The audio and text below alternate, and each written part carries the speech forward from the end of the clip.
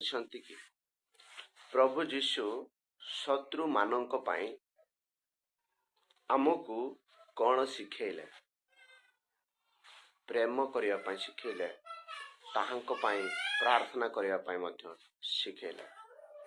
ମାଥ୍ୟ ପୁସ୍ତକ 5 ପର୍ବ 44 ପଦରେ ଲେଖା ଅଛି, ମୁଁ ତୁମମାନଙ୍କୁ କହୁଛି, ତୁମମାନଙ୍କ ଶତ୍ରୁମାନଙ୍କୁ ପ୍ରେମ କର, ଯେଉଁମାନେ ତୁମମାନଙ୍କୁ ତାଡ଼ନା କରନ୍ତି ସେମାନଙ୍କ ପାଇଁ ପ୍ରାର୍ଥନା କର।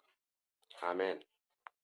ଛନ୍ତି କି ପ୍ରଭୁ ଯୀଶୁ ଶତ୍ରୁ ମାନଙ୍କ ପାଇଁ ଆମକୁ କ'ଣ ଶିଖେଇଲେ? ପ୍ରେମ କରିବା ପାଇଁ ଶିଖେଇଲେ, ତାହାଙ୍କ ପାଇଁ ପ୍ରାର୍ଥନା କରିବା ପାଇଁ ମଧ୍ୟ ଶିଖେଇଲେ।